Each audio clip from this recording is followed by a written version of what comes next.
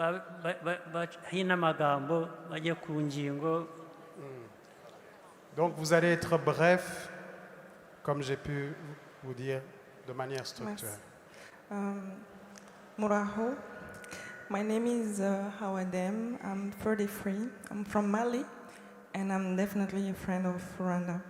His Excellency, I have two simple questions, but before I'd like to give a testimony about what I call my Rwandan adventure, and I will express myself in French, and it will be very brief. J'ai voulu m'exprimer ici aujourd'hui parce que ma première rencontre avec le Rwanda, ça a été à Londres en 2013, lors du Rwanda Day. Donc je voulais vous dire que le Rwanda Day, indépendamment d'un espace de rencontre entre les Rwandais et leurs dirigeants, est aussi un espace d'inspiration pour nous en tant que jeunes Africains. Depuis 2013,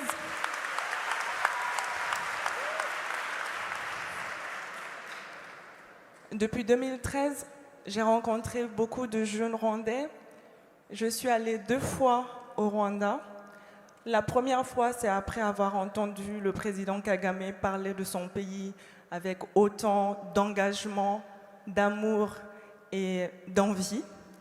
Et en sortant de la salle, j'avais pris ma décision. C'était en mai et en octobre, j'étais à Kigali. Après ça, je me suis dit, non, ça ne pouvait pas s'arrêter à moi. Il fallait que d'autres jeunes Africains sentent ce que j'ai ressenti, entendent ce que j'ai entendu, voient ce que j'ai vécu. Alors j'aurais du mal à traduire parce que c'est long. Juste, je vais synthétiser déjà ce que vous êtes du Mali, c'est ce que j'ai bien compris. D'accord.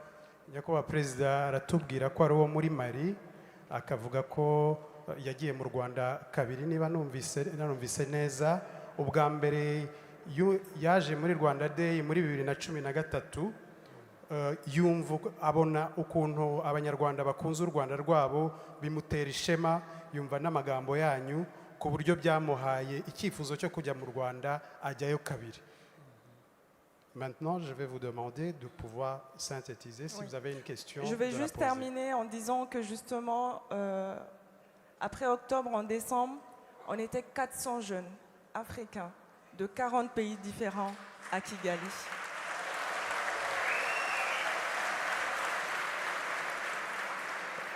Ngo bagiye ari abanyafrika, abana b'abanyafrika 400 mu Rwanda.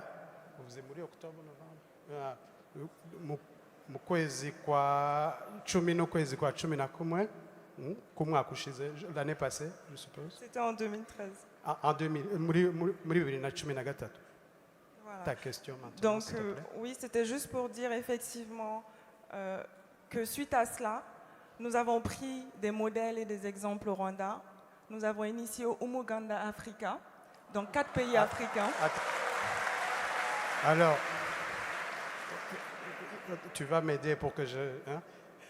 Nyuma yaho bafashe igitekerezo cy'umuganda bakijyana iwabo, niyo mpamvu bamushe 4 pays.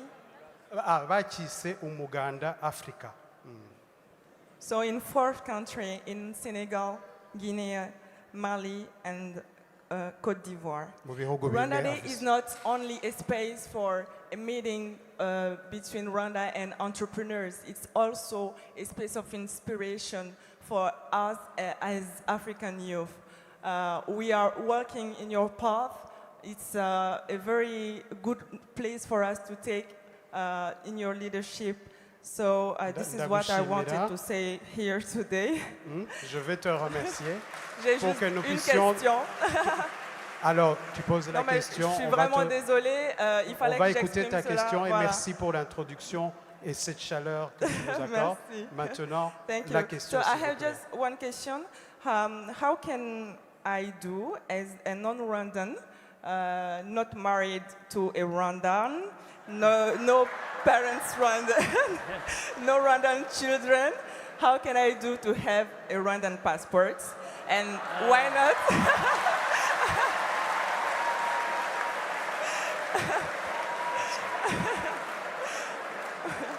Thank you. And maybe a diplomatic passport. And Ndagushimira, je te remercie. Just to finish, I'm sorry, just 2 words. We are fighting today for a visa-free Africa. And in the African Union, you are, I think today, a great leader. So what are you doing today to inspire other African head of states to take the example of Rwanda in a first step to give access only to all Africans to their country by taking the visa at the borders, and to, at a second level, to have a country free of visa for us Africans. Thank you very much. Merci beaucoup. Merci beaucoup.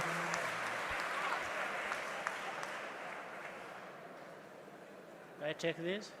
I go with this? Yeah, Okay, reka wenda ibingibi ikibazo cya Marie Claire cyo twakirangije. Then ku bya Marie nagira ngo amenye ko mu by'ukuri u Rwanda nicyo gihugu cya mbere kuvaniraho requirement ya visa ku banyafurika bose. Donc le Rwanda est le premier pays qui a enlevé enfin, qui a donné les facilités de visa pour tous les Africains. Voilà. Sinzi ni uko yaje byagenze bite, hari aho yagombye kujya gusaba visa cyangwa? Comment tu es venu? Est-ce que tu as dû demander le visa?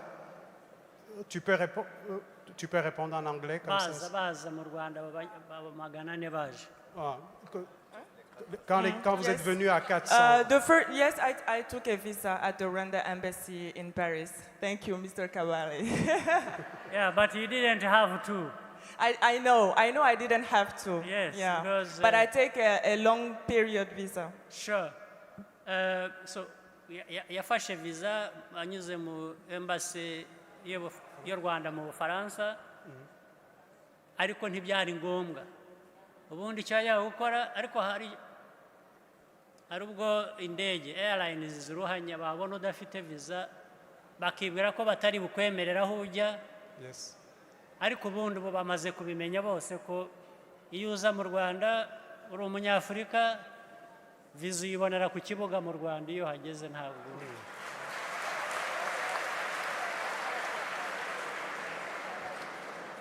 This is what we did for the youth, the young people who came in Rwanda in December. They came at the frontier and at the airport and they took the visa. Very good.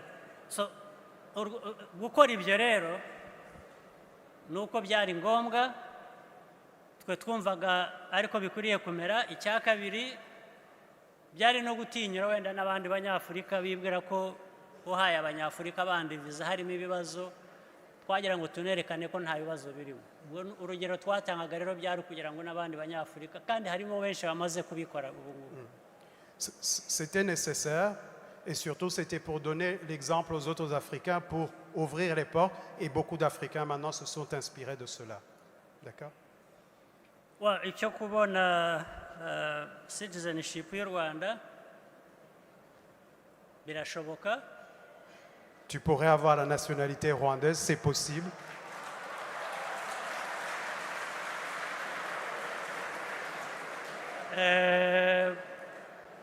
No kubona umugabo w'umunyarwanda niba atarashaka.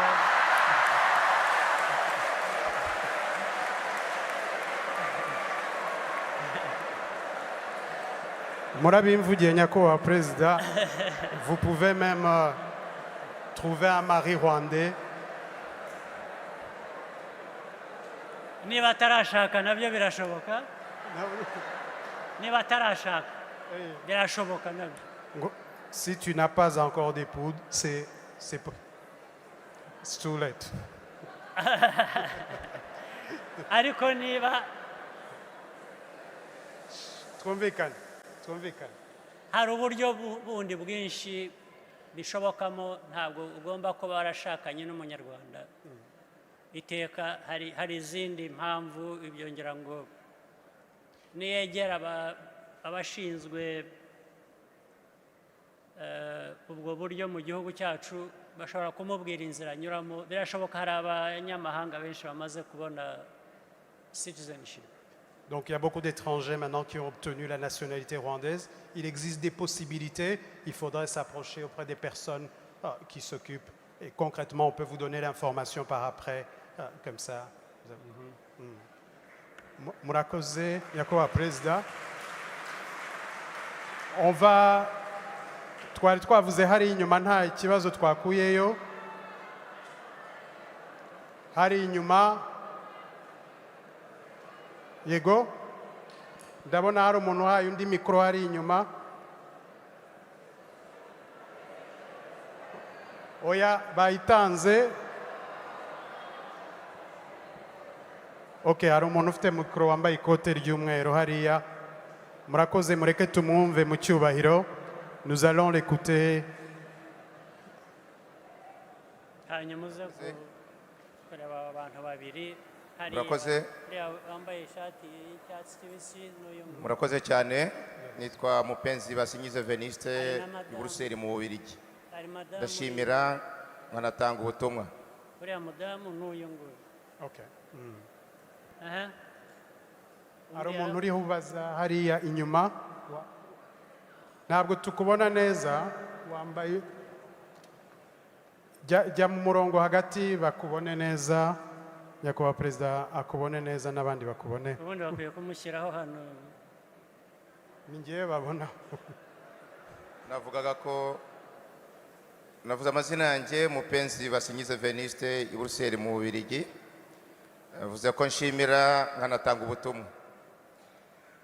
Mufite byinshi Nyakubahwa Perezida wa Repubulika byo gushimirwa ntarondora, ariko nkanjye by'umwihariko kuba ndi muri iki cyumba nk'umunyarwanda mu bandi kuri njyewe n'ikuzo, kubera ko urukundo n'urugwiro banyeretse bituruka ku rugero rwiza mubaha, kubera yuko njyewe ndi intama yari yarazimiye.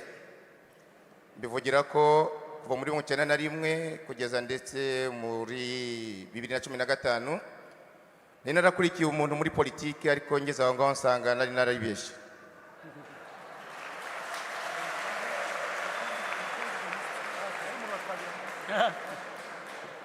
Ngaba mbwira izindi ntama nazo zazimiye nkanje ko zaza mu kiraro kuko hashyushye.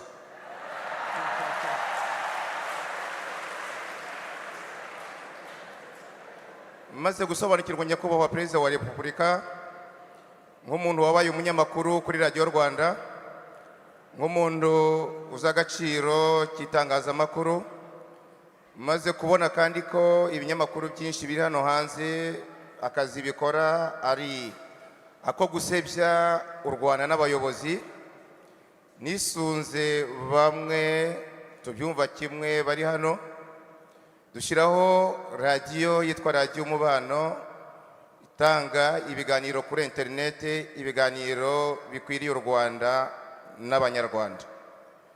Ngaba ntanga ubutumwa bwo gukangurira abanyarwanda bose bari hano ndetse na diaspora nyarwanda ya hano mu Bubiligi kugana no kumenyekanisha Radio Umubano, kuyitabira mu biganiro byubaka igihugu, tukaba ndetse tuzanakorana n'andi maradiyo yo mu gihugu dusangiye uwo murongo wo gukunda igihugu.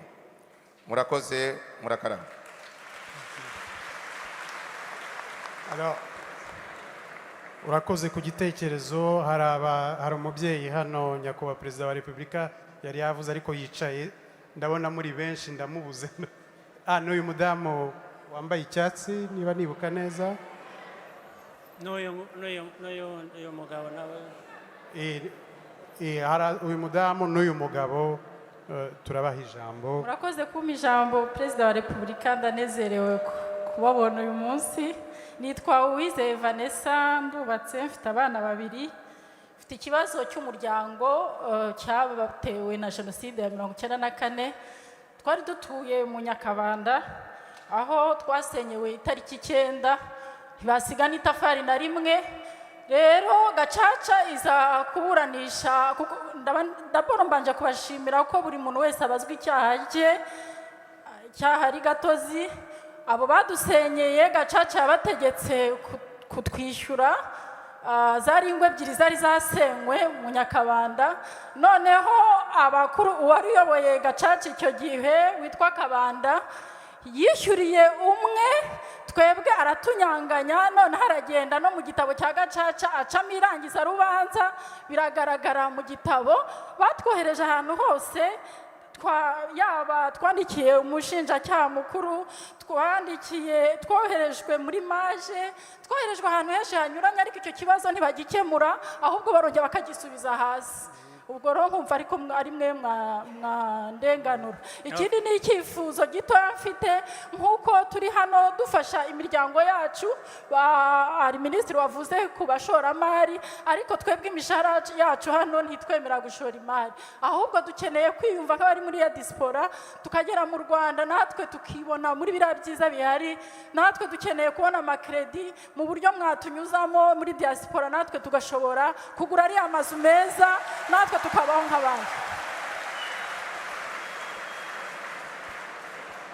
hari umugabo wari uri hano nawe nyakubahwa perezida wa repubulika yari yavuze, mwivuga amazina noneho mubaze ikibazo cyanyu. Ndasaba ko twese twatuza kugira ngo tubashe kumwumva.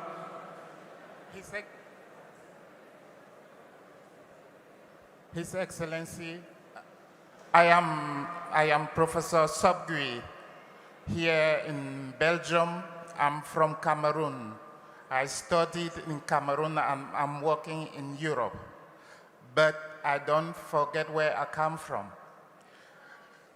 I have a project with a couple of friends and Rwandese. And the project stemmed from the observation that there were too many patient evacuation towards Europe or US or even India, which is quite disappointing sometimes, given that those patients, when they arrive in hospitals here, is Africans who takes care. And my concern was, how come that we cannot go there and train ours and give those health care to many as possible? I have tried in my own country, and it was very difficult. I have now tried with Rwanda. I'm quite lucky, and I think that everything will stem from Rwanda and spread all over Africa. We have presently a project on mini-invasive surgery, and our aim is within 5 years, and thanks to the Minister of Health for all her support, the University of Rwanda will implement a program to train Rwandan surgeons and the East African professionals in this field of surgery.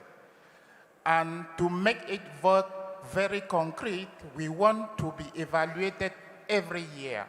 And this October, in Kigali, in the Convention Center, the reference, as you know, and I'm so pleased to see that Africa will have such structure. We will be pleased to present to you what are the innovations that Africans are able to do. And this will be yearly.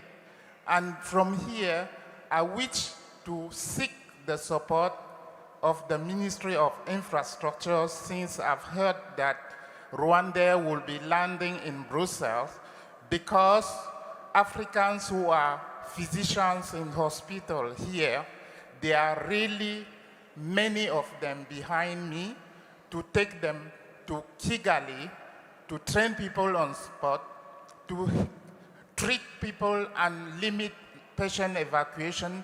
And really, I seek a support and institutional support to be able to achieve this big task. I've heard from the report today that Rwanda is on the way to be our own Singapore. And really, I think that I will support that till my last energy. Thank you.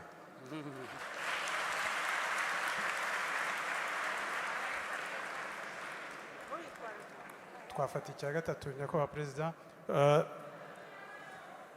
Noneho nurangiza hadiya n'ujya inyuma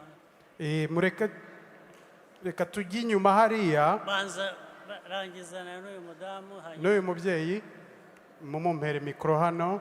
ngira ngo ikindi uze kwigira inyuma ubasange Yes, barebe naho ab'imbere baragumye badutware mu ntuza. Murakoze. Le micro, s'il vous plaît, le micro. C'est bon. Murakoze, njye banyita Nadia Hervé.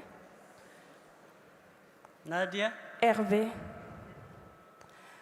Nkaba mbashimira nyakubahwa Perezida wa Repubulika y'u Rwanda ko mwabashije kuza aha ngaha i Buruseli.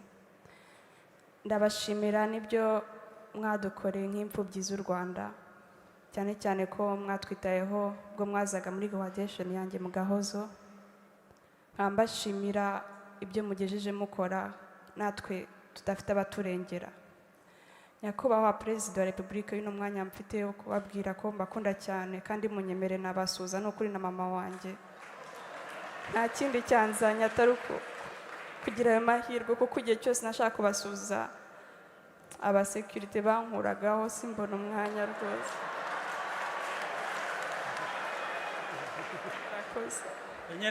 unyure muri uriya minisita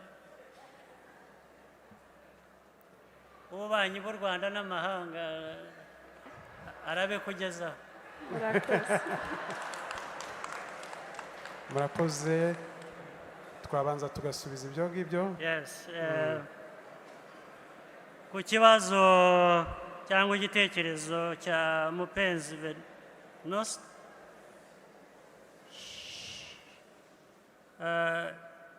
icya mbere iby'iradiyo ngira ngo abenshi babyiyumviye ibyo yavugaga, ubwo ni byiza abantu banyuzaho amakuru bakabibafashamo, ni igitekerezo cyiza, ni igikorwa cyiza. Ibindi yavuze yakanguriraga abantu ko yari yarayobye agaruka mu nzira, ariko n'uriya wari warabayobeje nawe uzamugereho umubwire asubire mu nzira.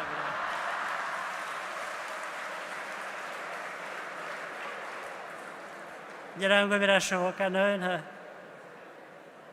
uriya munyarwanda nawe uzamubwire ko bishoboka ko yafata inzira nziza. Wakoze rero.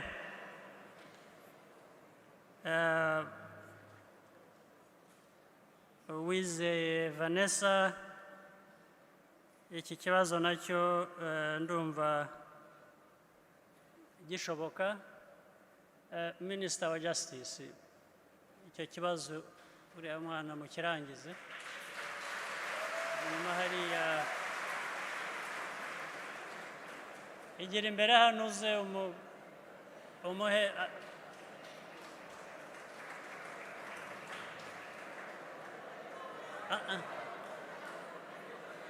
buretse turaza byawe kubikemura hanyuma icya Professor Sakwe from Cameroon.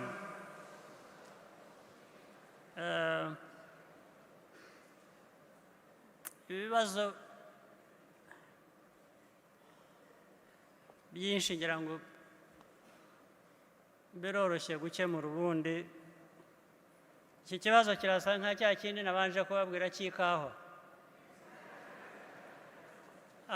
Abantu benshi b'Abanyafurika baje inaha bariga bararangiza amashuri ndetse bagira ubumenyi buhanitse nk'uyu profesa. Ntabwo numva ikibazo cya mbere uko abantu bakwiriye kuba bananirwa gusubira iwabo, ariko abantu kudasubira iwabo biri ku mpande ebyiri. Iyo bamaze kugera kuri ubwo bumenyi, ikibazo cya mbere cyo nyakuri ngira ngo yavugaga ari nubwo bishingira ku bihugu nyine bidashyiraho ubwo buryo buzana abantu babwo bashobora kubukorera ibintu byiza. Ibikunze kuba, ariko nabyo bishobora guhinduka. ariko nagira ngo mvuge ko mu Rwanda twebwe usibye n'abanyarwanda bashaka gutaha n'abanyamahanga b'abanyafurika bashaka kuza n'abandi abo ari bo bose bashaka kuza gukora mu Rwanda baraza tukabakira tukabashyiriraho uburyo. Tous ceux qui veulent venir au Rwanda sont les bienvenus, que ce soit les Rwandais, que ce soit des gens qui viennent de l'extérieur, donc des étrangers, ils sont les bienvenus, ils viennent et on leur met de bonnes conditions pour les accueillir.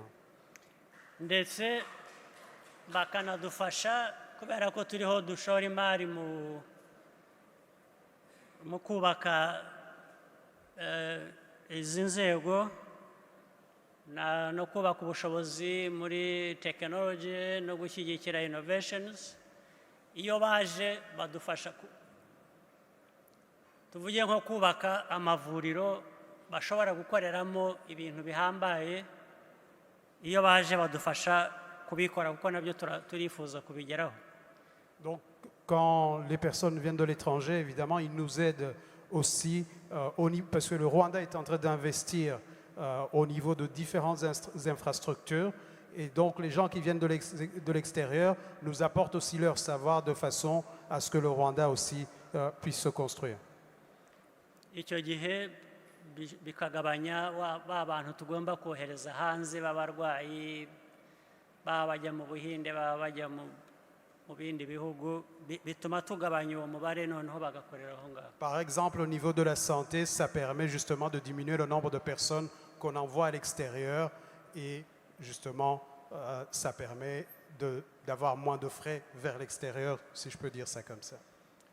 Ariko urwego rwa kabiri narwo hari ubwo ruba urwabo bantu bafite ubwo bumenyi b'abanyafurika nabo bahitamo kuguma hanze bitanabazamura mu ntera y'ubuzima bwiza, bakaguma bari aho noneho aho bari bakabakoresha nk'abapagasi. Il y a aussi des Africains qui choisissent évidemment de rester à l'extérieur et qui sont exploités, si je peux dire, et qui ont ce savoir qui pourrait amener et ramener en Afrique. Et son Excellence, le Président, encourage ce genre de choses donc pour les Africains aussi de revenir vers chez eux et vers le Rwanda. Rimwe na rimwe bagahitamo gukoreshwa nk'abapagasi bagasagariraho abandi bakajya kuruhuka. Alors souvent, ils choisissent donc de rester dans une position inférieure, donc exploités, et les autres vont se reposer alors qu'ils font le boulot dur, si je peux dire. Bashatse baza mu bihugu, niba adashobora kujya Cameroon namusezeranya ko genda mutumiye azaze mu Rwanda.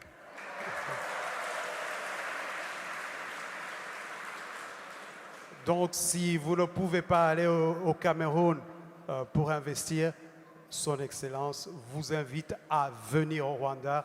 Vous êtes les bienvenus. Yes. U Rwanda kandi ruri hafi ya Cameroon kurusha Uburayi. Le Rwanda est plus proche du Cameroun que l'Europe par rapport au Cameroun. Kandi azagira agaciro karenze akafite wenda handi mu buryo bwe. Et ta valeur ajoutée sera valorisée plus que ici ou ailleurs. Rwose nanone minisita wa health ari hano, sinzi impamvu atamutahana ahubwo. On ne sait pas si tu es venu déjà avec tes bagages, parce que il y a la ministre de la Santé ici et tu pourrais en effet repartir avec elle. Ikibazo cya uriya mwana wavuze w'imfubyi Louise, Minisita wa Foreign Affairs uze kumureba, ibibazo yari afite mufashe kubikemura. Okay?